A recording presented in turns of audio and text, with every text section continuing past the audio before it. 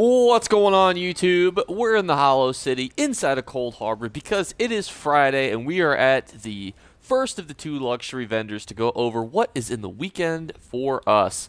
And this week's items I would describe as interesting, but I don't know if they are profitable, except with the exception of this tree. I actually really like this tree. It's also very cool this tree is animated. It's very hard to tell here, but you can see that its furnishing behavior is listed as animated. So this is probably the most interesting item, but we'll continue to go down here. While I'm showing you off these items, these could be good items to use to decorate for your Halloween-themed houses, especially this. I mean, look at this. This is beautiful. It's got a little mist around it too. It's got like a charred person inside of it. You get the one with the leaves and the one without the leaves, which is pretty cool. So that is going to lead us to now head on into Cyrodiil. So, and on our way, as always, we will talk about, the other things that we talk about here on the Friday evenings. And that is, if you would like to be entered into the giveaway, all you have to do is leave a comment on the video and subscribe. We do 2 polls each month. So this next one will be on November 1st. Here are the previous winners for last month. And all you have to do to enter is, again, just leave a comment. As many comments as you want. And subscribe. But you should also, if you feeling generous, you like the video as well, because that always helps the algorithm. And you guys have been pushing me forward in the algorithm, and I really appreciate you guys. So let's see what's in the golden vendor this week. First up, we have Hexo's Ward, which is a interesting set that I've seen people run on different setups, because basically you're able to give yourself a free 7,000 damage shield. For 6 seconds, this can occur every 7 seconds. Obviously, more than likely, your shield's going to break in a PvP circumstance, but what's nice is it's a free shield that you can get. The only thing that I personally don't like about Hexo's Ward, because I could see this being a really cool set that I would use otherwise, is I don't really like its 2, 3, and 4 ability. That's where it kind of falls off for me. Mad Tinker, I used to actually use this set. For those of you who ever dueled me like 3 years ago, you knew that I used to love this set. However, not as much a fan of it anymore. I don't like the procking. I don't like it's very cool, obviously, to knock people in the air and stun them. It's just not as convenient when there's so many other sets out there that can do better things. I'm also really not a huge fan of those 2, 3, and 4s. I would have preferred to see something a little bit different. I don't know if I like 2 bars of crit chance, but that's where it fell off for me. Then we have Necklace of Prayer, which is a non-resellable item. This is a bind on pickup. I've only heard about this set really being used in... I know some people who use overshield, like damage shields, pretty commonly when they're doing like trifecta runs in like a 4-man dungeon, and I believe Necklace of Prayer has been used in some of those, but again, very niche. Necklace of Prayer, not something that you're really going to need.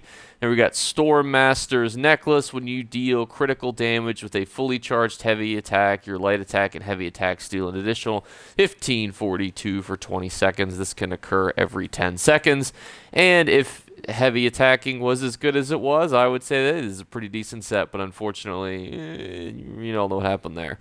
Unfortunately, so not something that you're really going to ever want to invest in, at least with the way that the current meta is set up, in my opinion. Now, that could change if they do rechange, light and heavy attacking. That could change again, so you can know that this used to be pretty decent for light and heavy attack builds, but with how they've changed heavy and light attacking in Update 35, it's not as good as it used to be. Infernal Guardian Arm Corps.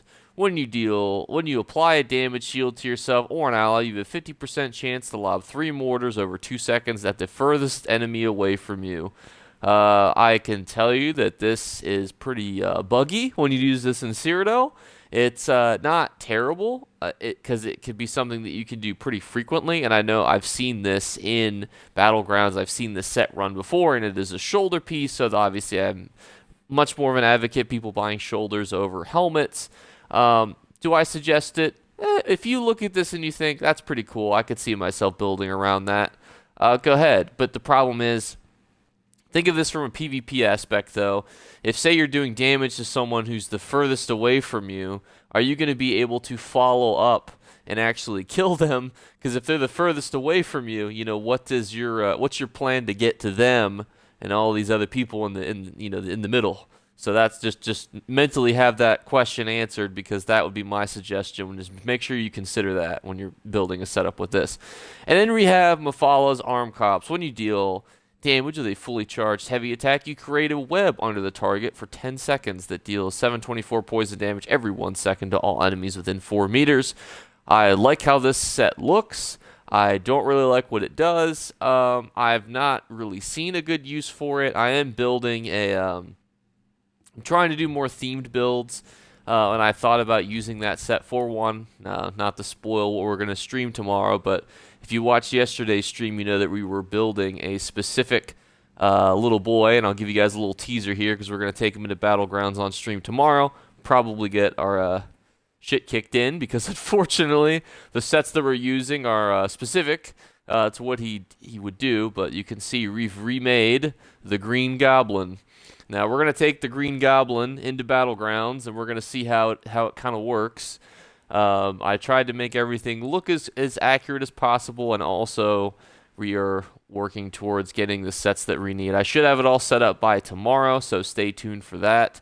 You'll be able to watch the Green Goblin go into Battlegrounds with some of the most obtuse sets that you've ever seen before. No spoilers as to what those sets are. You would have to watch the stream yesterday where we were tinkering around with some potential options and how accurate they would be to a Green Goblin.